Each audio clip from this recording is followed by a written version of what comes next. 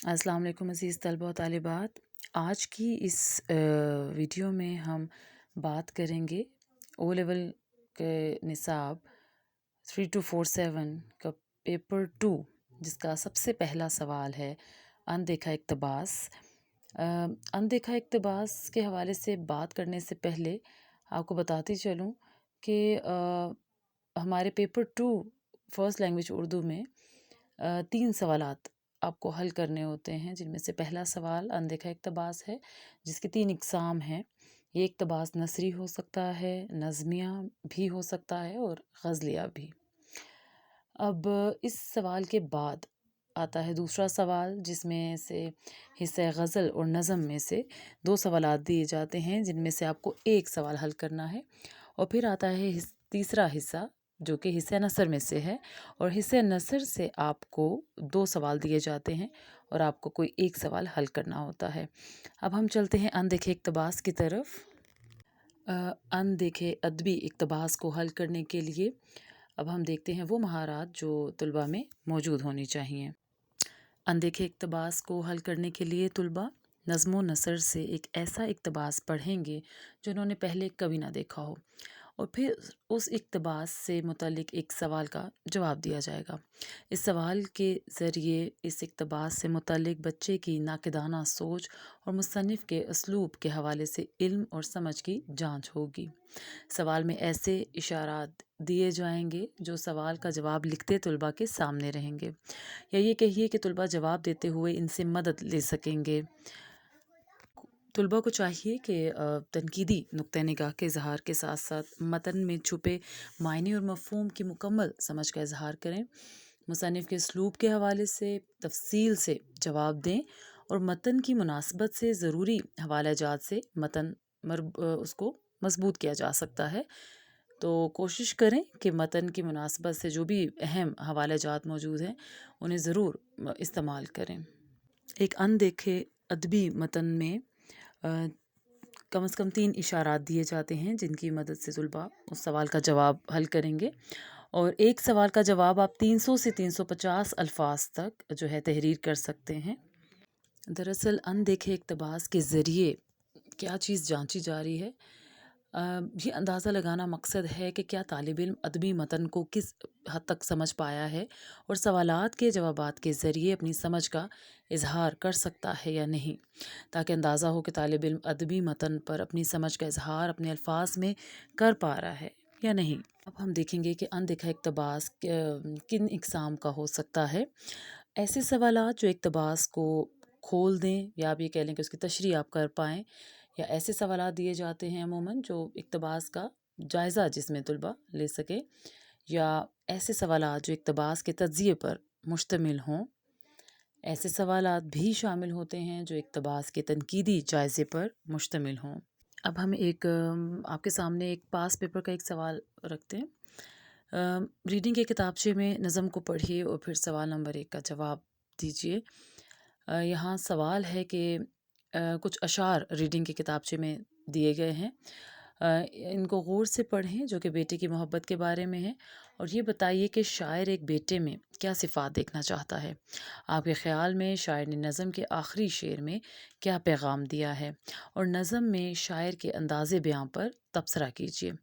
آپ کا جواب 300 سے 350 الفاظ پر مشتمل ہونا چاہیے۔ اب اس سوال کو حل کرنے کے لیے 3 نکات بھی دیے گئے ہیں۔ آپ اپنے جواب کے لیے نکات سے مدد لے سکتے ہیں۔ پہلا نکتہ ہے موسیقیت، دوسرا احساس ہمدردی، اور تیسرا نکتہ ہے زبان و بیاں کی شیرینی۔ ابھی ہم دیکھتے ہیں یہاں پہ جو نظم دی گئی ہے وہ کیا ہے۔ بیٹے کو لوگ کہتے ہیں آنکھوں کا نور ہے زندگی کا لطف تو دل کا سرور ہے، گھر میں اسی کے دم سے ہے ہر سمت روشنی، نازاں ہے اس پہ باپ تو ماں کو غرور ہے، خوش قسمتی کی اس کو نشانی سمجھتے ہیں، کہتے ہیں یہ خدا کے کرم کا ظہور ہے، اکبر بھی اس خیال سے کرتا ہے اتفاق، اس کا بھی ہے یہ قول کہ ایسا ضرور ہے، البتہ شرط یہ ہے کہ بیٹا ہے ہونہار، مائل ہے نیکیوں پر برائی سے دور ہے، سنتا ہے دل لگا کے بزرگوں کے پند کو، وقت کلام لب پہ جناب و حضور ہے، برتاؤ اس کا صدق و محبت سے ہے بھرا، اس میں نہ ہے فریب نہ کچھ مکر و زور ہے، افکار والدین میں ہے دل سے وہ شریک، ہمدرد ہے معین ہے اہل شعور ہے، راضی ہے اس پہ باپ کی جو کچھ ہو مصلحت، صابر ہے با ادب ہے عقیل و غیور ہے، لیکن جو ان صفات کا مطلق نہیں پتہ، پر پھر بھی ہے خوشی تو خوشی کا قصور ہے۔ اب ہم اس پوچھے گئے سوال کا ذرا جائزہ لیں گے۔ شاعر ایک بیٹے میں کیا صفات دیکھنا چاہتا ہے؟ دراصل ہم سے یہ پوچھا جا رہا ہے، اور اگر ہم اس حوالے سے دیکھیں تو یہ تنقیدی جائزہ جو ہے ہم اس سوال کا یہاں کریں گے۔ اس نظم کا تنقیدی جائزہ کیا جائے گا اور دیکھا جائے گا کہ اس پوری نظم کے ذریعے شاعر ایک بیٹے میں کون سی خوبیاں دیکھنا چاہتا ہے۔ اس کے بعد شاعر نے نظم کے آخری شعر میں کیا پیغام دیا، یعنی اس کا مقصد کیا ہے، مقصدیت اور پیغام، اس کے حوالے سے ہم جائزہ لیں گے اس نظم کا اور دیکھیں گے کہ اس کے پیچھے کیا مقصد جو ہے وہ چھپا ہوا ہے۔ اور اس کے بعد باری آتی ہے نظم میں شاعر کا انداز بیاں۔ انداز بیاں جو ہے وہ اسلوب کو ظاہر کرتا ہے۔ ہمیں جو 3 نقاط دیے گئے ہیں سوال کے ساتھ، ہم اس پر ذرا نظر ڈالتے چلیں۔ جیسا پہلا نقطہ ہے موسیقیت۔ اب موسیقیت جو ہے یہ کس چیز کی عکاس ہے؟ یہ اسلوب، شاعر کے اسلوب کی عکاس ہے، جس سے ظاہر ہو رہا ہے کہ ہم اس میں اس نظم کا جو ہے آپ کہہ لیں فنی پہلو جو ہے ہم اس پر بات کریں گے، اور شاعر کے اسلوب کے حوالے سے ہم بیان کریں گے کہ اس میں موسیقیت پائی جاتی ہے، اس پر تبصرہ کریں گے۔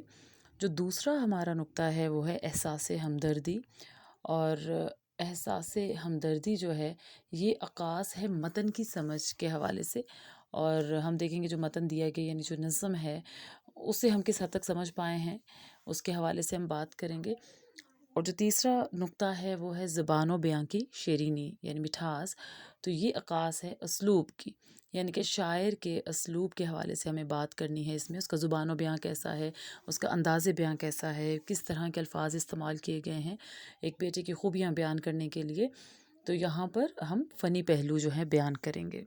اس طریقے سے اندیکھا اقتباس کا سوال جو ہے اس کو حل کیا جائے گا، اور ہمارے جو حد الفاظ ہے اس سوال کے لیے وہ 300 سے 350 الفاظ تک ہے، تو آپ کوشش کیجئے گا کہ جب اس سوال کو حل کریں تو آپ ضرورت کے تحت جو ہے حوالہ جات ضرور دیں، اور نظم کے کچھ اشعار یا کوئی ایک مصرع جو ہے جہاں بھی آپ اس حوالے سے بات کر رہے ہیں تو اس کو ضرور کوٹ کریں، اور اس سے جو ہے آپ کا جواب جاندار ہوگا اور آپ کو انشاءاللہ اچھے نمبر جو ہیں آپ حاصل کر پائیں گے۔ امید ہے یہ ویڈیو آپ کے لیے کارآمد ثابت ہوئی ہوگی۔ اسی طرح کی مزید ویڈیوز دیکھنے کے لیے ضرور اس چینل کو سبسکرائب کر لیجئے۔ شکریہ۔